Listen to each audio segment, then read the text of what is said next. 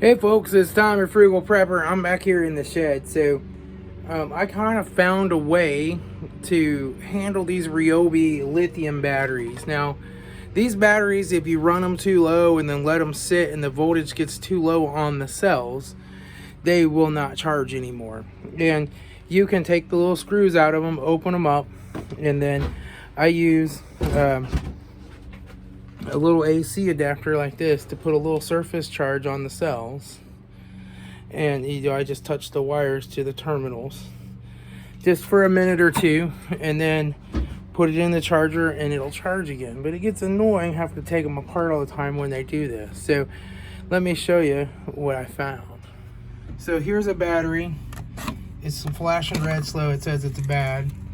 So sometimes they just stay flashing red. This one flashes, then it goes green and starts blinking, and then it's gonna keep blinking now. Well, normally what happens is it'll go back to red. Let me try it again. See, I done put it in the other charger for a minute, so now I think it's got enough voltage to charge.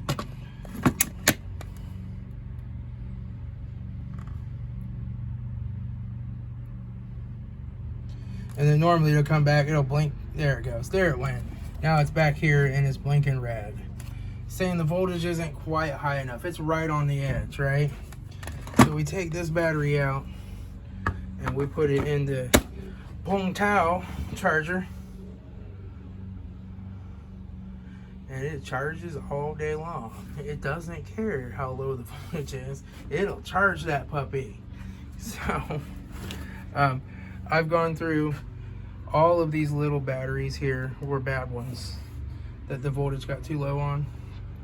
Put them in here for a minute, put them back in that charger, and now they charge. And they're all charged up now. Yeah, that one's got a full charge. So this is a charger I got on Amazon. I'll put a link to it down below. It's a really basic little Ryobi charger. And I actually got it because my old charger died. I had another Ryobi charger that died, and I'm like, well, I'm gonna get that. And then I just thought, you know, while I got this, let me try it on these batteries before I take them apart again and see if it'll charge them. It does. You just leave it in here for a minute, throw it back there, and it'll charge. And in fact, it'll probably charge now.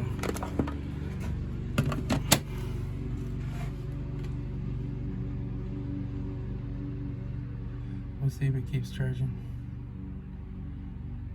Well, it's still too low, but we can just leave it in the Pong Tao charger, and it'll charge it right on up. So, hey, if you're having problems with these Ryobi batteries, this might be a solution for you.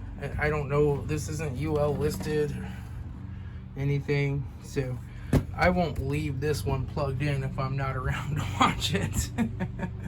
I don't want to burn my shed down, but definitely, you know, hey, it'll work, it'll charge it, it'll make that battery usable again, and it made these other batteries usable, so I'm happy with that. So the other thing I want to show you guys is I got a pair of these Eagle Grip Vise grips. So I saw a video on the Den of Tools' channel, and he was talking about, you know, Vise grips, and they got bought out by Irwin at some point, like in the 80s or something, and Irwin moved all their manufacturing to China or Taiwan. Taiwan is China. They just don't recognize they're part of China, but China doesn't recognize they're not part of them, you know, but whatever. And so, you know, since then you just can't find a decent pair of Vise grips. I mean, the Duralast ones at AutoZone seem to be the best ones I found, but they're still really wobbly. You know, and so you run into this problem with them where the jaws just have too much play in them, and they'll come down and crimp sideways. These are really nice. These are like I remember the good old American-made Vise grips. So Vise grips used to originally be in this DeWitt, Nebraska. And this place went in and bought the plant and all the old hardware and started making them again. And they are 100% made in the USA in DeWitt, Nebraska. I'll put a link to these down below too. It looks like you can only buy them on Amazon. I think this pair was $36. It's kind of pricey, but it's a pair of vice grips that will last me the rest of my life, right? You know, and it will actually grab a hold of stuff and not slip off of it. I already have an older American-made pair of the 10-inch flat ones, so I grabbed these 7-inch curved ones. But they have like 3 or 4 different sizes and options, so just something to think about if you're really wanting a really good pair of American-made vice grips.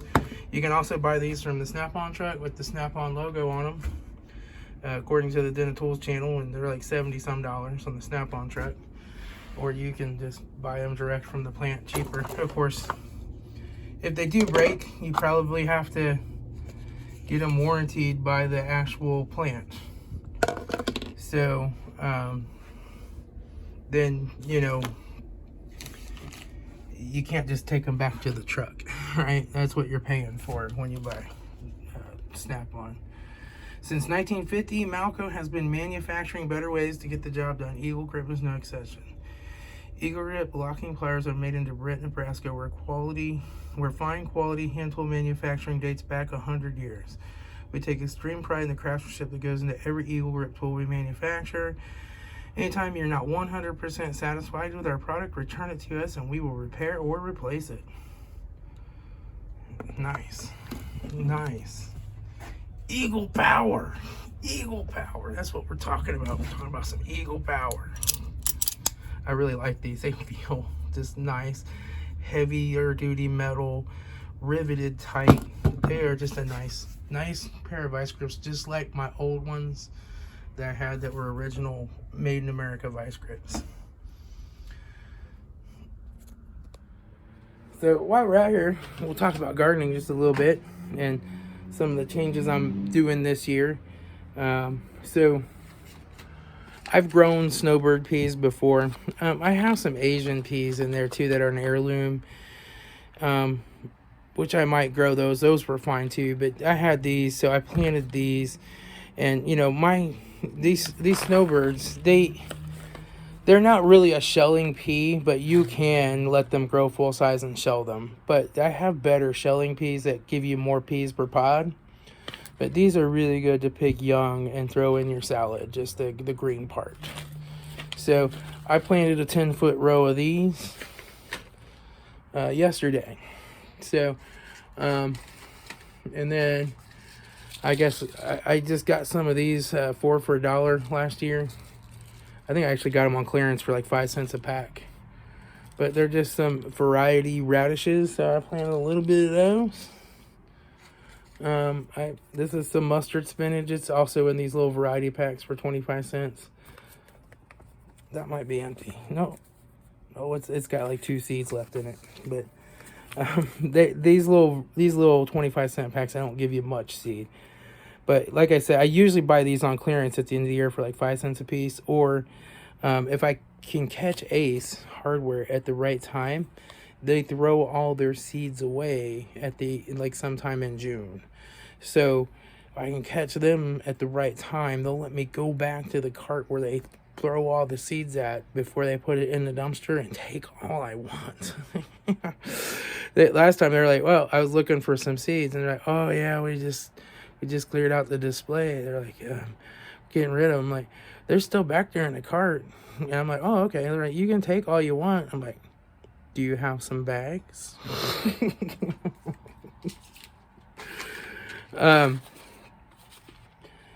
This is my baby corn bonus. This is a hybrid.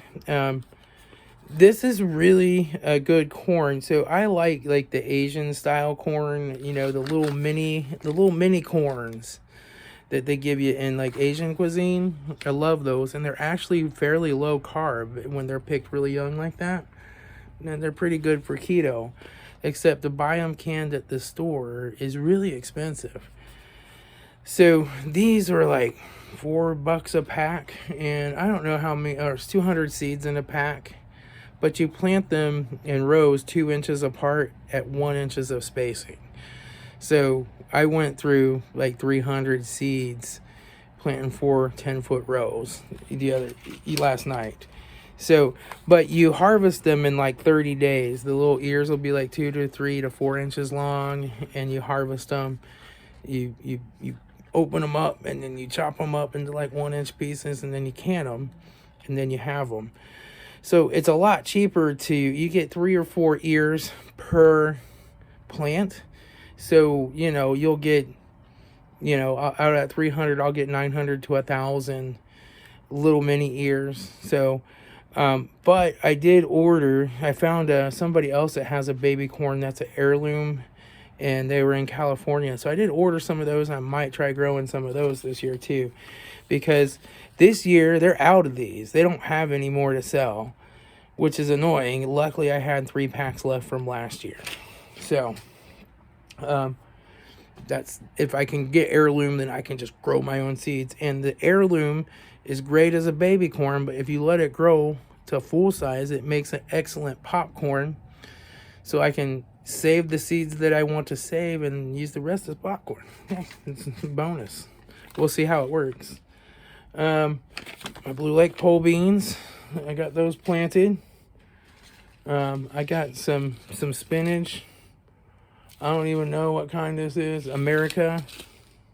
It's American spinach. America spinach. So I got some America spinach. America.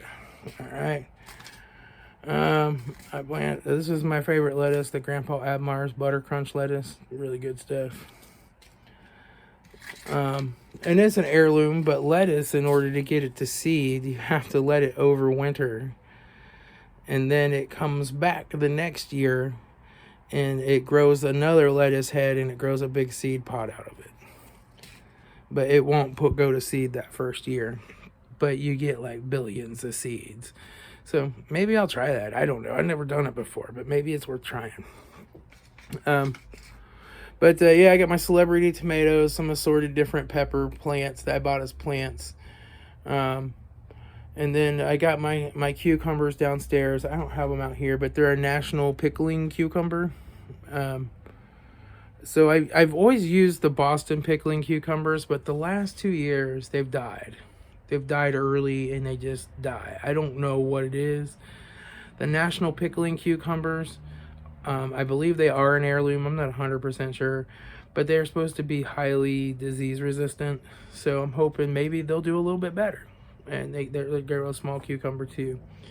And I got my spaghetti squash plants down there, which those go out in front of the garden, a little dirt spot that I till up. And I just let them sprawl out throughout the yard. And spaghetti squash is excellent, you know, because you can kind of use it like a fake pasta if you're on keto. Still has some carbs in it, but it's not like wheat pasta carbs. And I just don't do as well with wheat as I used to. Like breadings and breads, they just upset my tummy. Since I quit eating them, I can't really go back to eating them. But I don't know. So, and then I got my cucumbers growing down there, and I got some summer squash. And I tried a new heirloom variety of summer squash, and I can't remember the name of it right now, but it's a yellow summer squash. Just because I wanted to try something different. There's nothing wrong with the old squash. I mean, it grew and was prolific as well.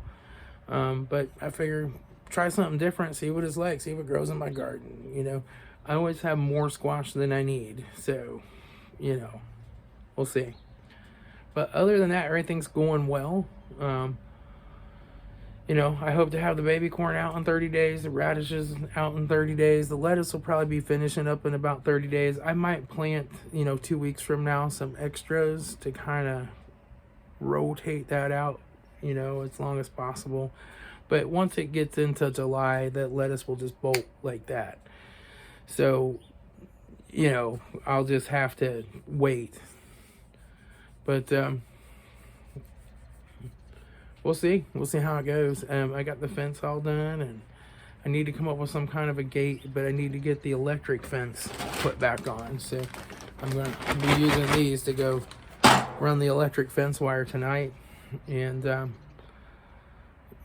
than that, I'm just waiting on things to sprout and grow. All right. I'll talk to y'all later. It's Tom with Frugal Prepper.